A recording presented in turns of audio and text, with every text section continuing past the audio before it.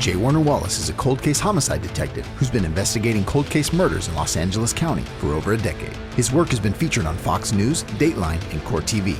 Now, we join him as he applies his investigative skills to making a case for Christianity.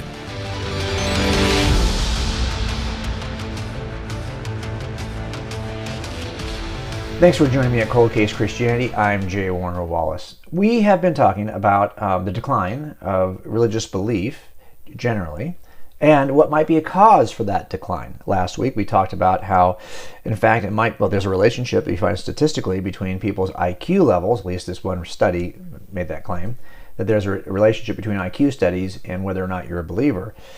But is it the fact that you're just too smart, that only stupid people would believe this to begin with? Is that really what is the relationship? Or is it really that there's something else comes along with IQ that might be the real cause? Is it a pride issue? Is it an issue of you thinking that you know more than others? That you know so much you can't be taught anymore? There are other issues that come along with information, that come along with IQ, that can sometimes be a barrier to truth claims that have nothing to do with their rational content, have more to do with the volitional content of your own heart. So that being said, that was last week. This week we're talking about something that's really interesting based on studies that have been done that reveal a decreasing interest or a decreasing sense that religion matters. So tonight we're going to be talking about what is the real reason why statistically, and this is actually the case, that fewer Americans think religion matters. Well, why is that the case? There are some studies that have been done recently which kind of triggered my thinking on this, and I've written about it at our website at Cold Case Christianity. Like the other articles, I'm providing you with this so you can see it. This is the article, The Real Reason Why Fewer Americans Think Religion Matters. And the reason why I wrote this article really is to provide you with the links, because although you're listening to this on a podcast or you're watching this on YouTube or on NRBtv, the reality is that the only way to kind of chase down what I'm saying to see if it's true statistically is to chase down the articles that I'm referring to. Even the one that started all this, which is a Gallup poll I'll show you in a minute, they're all linked here at our website. Also, this article actually appeared first at Town Hall under this, the same name. Sometimes they'll leave your name in place, sometimes they'll change the name of an article, but the real reason why fewer Americans think religion matters. And the hyperlinks are available in both locations. Okay. What started all this for me? What started it all for me was a survey that was done by Gallup that demonstrated that fewer people think, in America at least, that fewer people think religion matters. And this is the article here from the Gallup site. Religion considered important to 72% of Americans, but how it breaks down, it shows the decline. So there's some grouping together of statistics here for the title. But the reality of it is, it's when you read the article, you get a sense, okay, there really is a dramatic decline in the number of people who think religion matters at all. And I'll show you what those statistics bear. The article basically said that in 1952, 75% of Americans said that religion was very important, and very important to them personally. But today, only 51% report that to be true. In addition, most Americans now believe religion is losing its influence in America. That's really way down from where it used to be. In 1957, for example, only about 14% of the population polled would have made that kind of claim. Everybody else would have said, no, religion's still important to me, it's still important in our culture, and it's only going to become more important. That was 86% of people said that. And now that number is down to 51%. Now think about that. That's a 35% drop. The trajectory is not just that fewer people claim to be Christians, but it's also that fewer people think it matters at all to begin with. And what's interesting about that is that this has, to me, no bearing whatsoever on whether or not Christianity is true. This is just about whether or not we want it to be true sometimes. And I think as there are several factors in culture, which we're going to talk about today, and our own, those of us who maybe already think that we're too smart to be taught anything, those folks for sure may not want to listen to any of the facts made, especially if as we grow more aware of our own power intellectually, of what we can know, knowledge puffs up, right? And it does puff us up to the point where we are no longer teachable. I recognized that even when I was in university. I've got 2 master's degrees and 1 bachelor's degree, and I will tell you that there were times early on as an atheist that I got to the point where you probably couldn't teach me much because I thought I was smarter than the people I was standing next to. And when that happens, that's a hard crowd to reach. Now, this is why those are hard crowds to teach. When you think you're talking to an audience that knows more, they think they know more than you do, good luck with that one. That's not a fun place to be.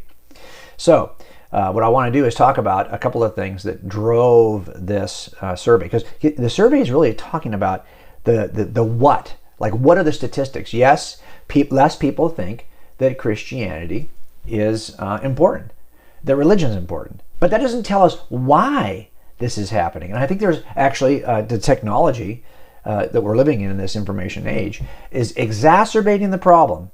And it's two things that I think it does that are, the data for this, by the way, are hidden in the Gallup study. So although the Gallup study is really not trying to tell us why this is the case, it does give us some hints as to why it's the case in terms of the data that it reports. And that's what we're going to mine out in this episode. Take a quick break. When I come back, I'll give you the first of two things that are rising in culture that are causing us to think religion matters less every day.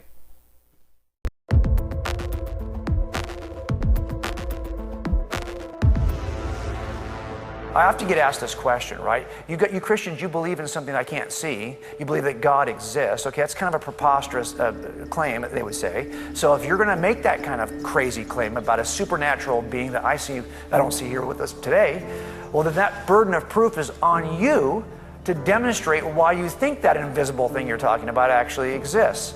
Well, okay, that can sometimes be a conversation stopper, right? Because it puts this entire evidential burden on us. We find ourselves in the next 30 minutes trying to make an evidential case for something, when in fact we both have a burden of proof. Let me tell you what I mean by that. Anytime you walk into a crime scene, you're going to see pieces of evidence in the crime scene. I've been in crime scenes with my partners, for example, where I will go in that crime scene and say, wow, given what I see here, I think the best suspect for this is the husband. Well, my partner could stand next to me and say, well, I disagree. I'm looking at the same pieces of evidence you are, but I think the best explanation is his daughter. Okay. Well, both of us have a burden of proof now. I've got to make a case for why I think the husband did it, and my partner's got to make a case for why he thinks the daughter did it. Something very similar happens when we're trying to describe the universe the way it is.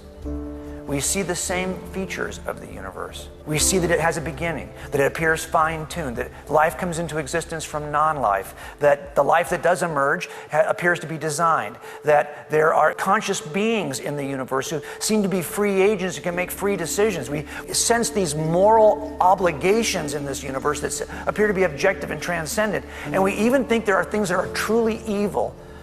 Yet we need to have a standard of good by which we could judge something that's truly evil. These are the features of the universe that both of us have to explain. Both of us have to explain those. Now, as a theist, I need to be able to make a case for why I think God is the best explanation for all that stuff. But if you're not a theist, if you're an atheist, you have a burden of proof of showing me how your cause best, your suspect best explains this stuff. You think you can get that with just space, time, matter, physics, and chemistry? That burden's on you. I have a burden, and you have a burden. We both have a burden to support what we believe at the crime scene. Don't let someone try to get you off the hook or get him off the hook by saying that there's no burden on that side. You're the only one who has a burden. No, we both have a burden, as it should be, because these are big claims about reality that have big consequences. Embrace your duty to make the case and help other people to see that they have an equal duty.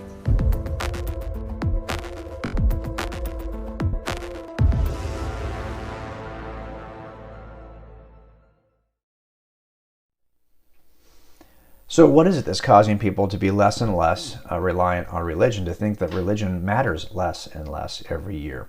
Well, it all comes down to autonomy. Think about it. If you are somebody who thinks that you don't need, you're self-reliant, you don't need anyone else, then why would you ever think that religion matters anymore? Remember, religions, all religions make claims from antiquity, ancient claims, transcendent claims, that they expect people who believe these things to submit your view for the authority of the religious view.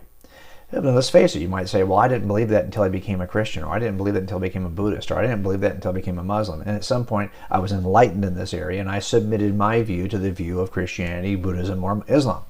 Right? This is what religious claims do. They require our submission. Well, if we are growing in our autonomy, and I think we are, I'll show you two ways we are, then I would expect us to want to be involved, or to think that religious views that require our submission are going to matter, because they're not going to matter. if we are entirely or see ourselves as entirely self-reliant. And one of the first ways that we do this is with the growth and the rise of informational autonomy. We are in the information age. This growth, by the way, is seen subtly in the Gallup survey. Here's what I mean. When they are surveying people over 50 years, right? Actually 70 years, the survey goes. So if you look at that period of time, you will see that it's for the most part declining, the number of people who say that religion matters. But there are some bumps in which, for a couple of years, people said, no, religion matters. Well, what happened? Well, one of those bumps, for example, takes place after 9/11. 9/11 occurs, and suddenly people are thinking religion matters again. So the survey kind of shows this, and when it talks about statistical growth, it's really just trying to explain why the decline is not steady. It's got this one peak in it. Well, they're just trying to explain that away, and it gives us some insight as to what might be causing the decline. Let's take a look at the survey again. The survey says that there was an observable jump in religious interest following 9/11. The poll recorded this jump at the time when it was being done year to year. It was being recorded because 64% at that time said religion was very important to them following the attacks, compared to 52% who said that in 1978. So look, it had already dropped to 52% by 1978, but 2001, it's suddenly back up 12 points. What's the deal with that? Why is it all of a sudden important to people again? Well, you know why that's the case. It's because with people, and by the way, you can see this in different studies. Not forget about Gallup for a second. You can see this just in articles and stuff that was done after 9/11. So for example, this website I'm linking to from Duke actually explains it, this short-lived rush to church. This short-lived rush to church. Oh, wait a minute. Oh, it's short-lived. Oh yeah, it was short-lived. That's important for us to recognize. Now, why did it happen at all? Well, because after 9/11, I think a lot of people felt very vulnerable, and like maybe all the progress of culture, the progress and evolution of smart human beings over time wasn't erasing all difficulties on planet Earth. And suddenly people were searching for answers. Like, what do we do about this? And they felt much less self-reliant in the weeks following 9/11. Like, you didn't know, I don't know if you remember at the time, there were like threats on the West Coast, or where's it going to happen again? It's just the beginning of a number of attacks, and suddenly it felt like we were no longer in control of our environment. We no longer had the safeguards we thought we had in place, and suddenly we all felt very vulnerable. We felt less autonomous. Now, when surveyed about this, the Duke study, for example, says there were reasons why people rushed to church after 9/11. Here's one of the reasons they posted. The houses of worship were jammed with parishioners seeking refuge, community, and a place to grieve. But I think there's actually something else they were seeking. They were seeking information. They were seeking answers. They weren't seeking those answers before. 9/11 triggered their search for answers. Now, what happened, of course, is that very, very shortly after 9/11, this is not like it started a revival. It wasn't long before outlets like, say, this one here at Fox News were reporting that church attendance was back to normal. So this didn't last forever. And that told me something. The fact that we at a time when we were searching for answers, we run to church, and then once it settles down and we feel like we're back in control again, our lives return to normal, we're back in control, we start to walk away, and now you see the continuing decline of whether or not religion matters. And that's what's interesting about 9/11. It actually reveals the relationship between religiosity and autonomy. The more you think that you have all the answers, the less likely you are to turn to anyone else for answers, including your pastor, your rabbi, a priest, imam, whoever it may be. You think you have the answers, you don't need to go to them. So if you think you're not going, there's no point in even studying if you think you have all the answers. There's no point in listening if you think you have all the answers. And this is why it's even harder to preach the gospel, for example, or to make proclamations about why your religious view matters. This happens. The minute that you are autonomous, the minute you think that life is great and you got it all in control, you could buy anything you want, people who are in that position, they are much less likely to turn to God. And this is why sometimes God removes all those things from you, because he's really trying to get your attention. You don't sometimes look up until you're at the bottom and you have a place. The only place you can look is up. So I think a lot of this comes down to our autonomy. We'll take a break, and when we come back, I want to just talk about the other type of autonomy. There's two kinds. The first one is informational autonomy. But there's another type of autonomy that I think also leads to our rejecting or seeing less and less value in religion. Need a speaker for your next conference, retreat, training seminar, or church service? Jim travels around the country making the case for the existence of God, the deity of Jesus, and the reliability of the Bible. He'd love to partner with you to create a powerful, transformational training experience. Just visit the Cold-Case Christianity website and click the Book Me tab. You'll find everything you need to know, including a list of Jim's speaking topics, promotional materials, Jim's speaking calendar, and a link to connect with our team so we can book your event. Okay, now let's talk about a second kind of autonomy. By the way, autonomy is only exacerbated by the internet, right? We're in the information age. And the more information you have, the more self-reliant you can be. Give me an example of this. When's the last time that you went to a doctor when you didn't already kind of self-diagnose yourself online with information? A lot of us will I don't even need to call the doctor. I already know what I have because I took care of it myself.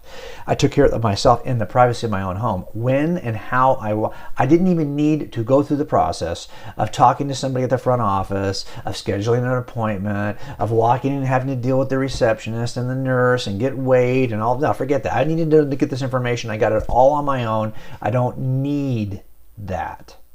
Oh. You're autonomous. You're not reliant on this other. I was looking at a site the other day where I could get my glasses prescribed and fitted on my face without having to go to optometrist. Think about that.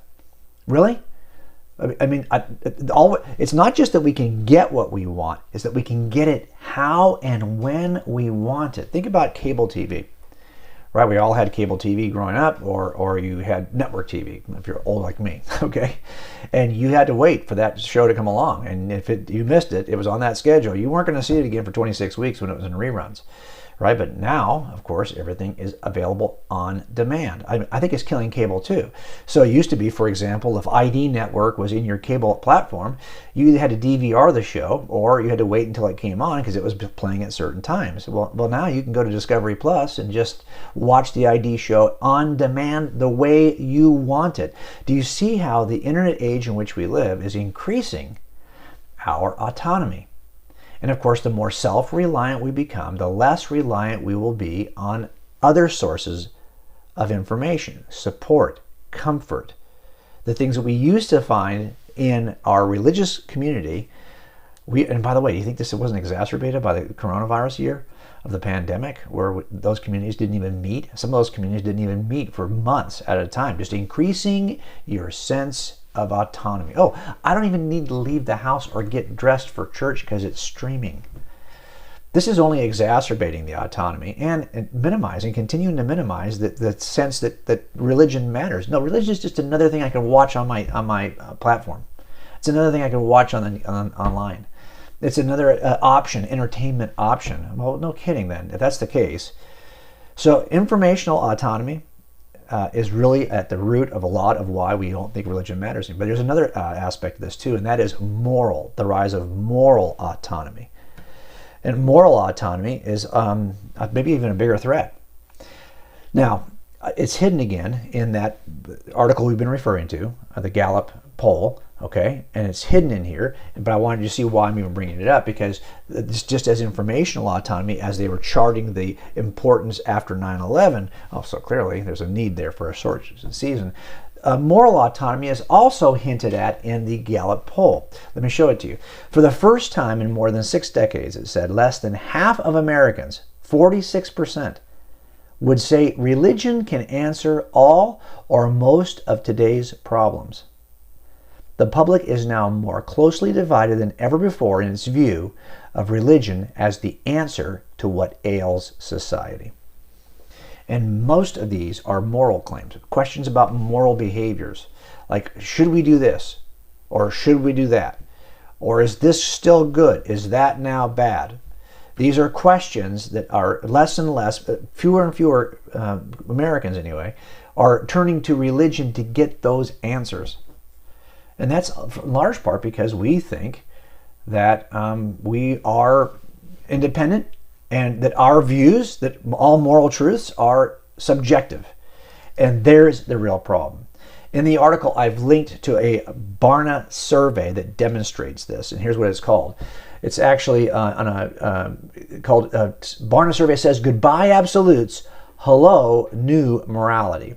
And this was a survey of about 1,000 participants around the nation. And what it really basically says is enlightening, but you already know it because you've already probably raising your kids, you've already seen this in your workplace, you've already seen this in your neighborhood, and you've certainly seen it if you're watching the news. And that is that we all now have a sense that you have your truth and I have my truth. And that includes moral truths. You have what you think are morally virtuous or vile. I have what I think is morally virtuous and vile. And these moral truths are innately personal. So that survey I showed you, article talking about Barna survey, it said this: according to the majority of Americans, now 57% now, this is growing, this number is growing, it's not going down, it's growing. According to a majority of American adults, knowing what is right or wrong is a matter of what? Of personal experience. Oh, I can tell you, I just had an episode this last week where someone made the claim that whatever you think is right or wrong as a Christian does not measure up to what I know is right or wrong based on my personal experience. Experience trumps hard facts, objective facts. There are no even math, people would argue now, is a result of the experience of certain groups that now leverage that as power over other groups. Look, is that the case for moral truths? Are all moral truths just a matter of personal opinion? If that's the case, how do I adjudicate between two people who hold to two different views on any moral claim? Unless you're willing to say one of those two persons is less a person than the other, you are not going to be able to reasonably say that their personal view is less than the other's personal view. Do you see the problem with this approach? Is that means that if everything is right, then nothing is right. It's what it means. So we're at a place then where we have to say, okay, well, then everything's right. Because nothing's really right or wrong. It's all just a matter of personal opinion, and every person is different. And if it's a matter of groupthink, if it's a matter of cultures, these are still subjective. There's a larger group of subjects. So you're still going to be stuck with the same problem. How do two cultures that disagree about a vile activity, and one says it's okay and one says it isn't, how would you adjudicate between those two? What is the overarching, transcendent lawgiver that is the grounding for moral law? Because if it's just groups or individuals, we are in big trouble. And by the way, I think Gen Z is struggling with this far more than people my age. Gen Z being those people who are between, like, say, 3 or 4 and maybe 20, right? The high schoolers for sure are Gen Z. There's a report that came out from Barna also a couple of years ago. It's this Gen Z and morality, what teens believe so far. And it's enlightening because it shows you that this confusion over how we ground moral truth claims is far more dramatic in young people than it is in boomers. So, for example, this is what this survey shows. It shows that a study of Gen Z Americans, that's age, they're saying 13 to 18, that's a little broader than that, but regardless, teens, are more than twice as likely to, quote, believe what is morally right and wrong changes over time based on society, unquote, than boomers. And remember, if societies, groups of subjects, decide what's right and wrong, that means that moral truths are still subjective. Just that there's more subjects than just one subject. There's a group of subjects. And there's the problem. Remember, after Nuremberg, the war criminals who were brought to trial, those people who worked at the prison camps, when they offered as their defense that, hey, in our society, at the time we were raised in this society, this was being taught as a moral good. And so I simply obeyed the values of my moral society. They taught this. These were their moral values. And what am I going to do? I adopted their moral. Just because you conquered us, just because you win the war and you've got a different set of moral values, does not mean now you can come along and execute me. I was actually a great a law-abiding citizen who was promoted for espousing those virtues that you now want to execute me for. Then, of course, that tribunal, right, of judges from Russia and England and America, Jackson was ours from America. He did not say, okay, well, then you're off the hook because you were just doing what your culture said it was okay to do. No, he believed there was an objective, transcendent truth about that behavior that transcended both Russia, America, England, and Germany. And so they were executed on the basis of the existence of an objective standard of moral behavior. So in the end, if we think that we are morally autonomous, then why would we ever need to bend our knee to what some old religion says? It is the rise of informational autonomy and moral autonomy that basically leads us to cast. And by the way, don't think for a second that smart people aren't involved in both of these forms of autonomy. And I think the more you are saturated in the information age, and the more you're thinking you're the source of all truth, and the more you're thinking you are not relying on anybody else, you might be super smart, but it's not your smarts per se, your ability to comprehend truth, that is leading you away from the faith. It is in fact just your growing arrogance, pride, and autonomy that is leading you to reject the faith, because any faith system will be a system that requires you to submit what you think is true for what God says is true, given that the gap between you and God is tremendous. Much greater, by the way, than what your professor and you were a student. Much greater, by the way, than you and any person you might think you're smarter than. The gap between God and you, God and us, is huge. If there is a God, we're going to have to submit to what that God says, given that if he's all-powerful, he would also be all-knowing. He has the power to eliminate imperfections, informational imperfections, moral imperfections. That kind of power leads you to a God who really is, the gap between him and us is so dramatic, you'd have to at least bend your knee to that God in terms of information, reliance, autonomy. You'd have to bend, you have to kind of submit those things to him. And of course, in a generation that's influenced by the internet, it's going to be harder and harder to do that. Hope this has been helpful for you as you think through why we are less likely to think religion matters as a culture going forward, so you can protect your own thinking on this and the thinking of your kids. I'll see you next week right here at Cold Case Christianity. To hear more from J. Warner Wallace, please visit coldcasechristianity.com. For more information on this week's topic, visit youtube.com/coldcasechristianity with J. Warner Wallace. Thank you for joining us on this Cold Case Christianity broadcast.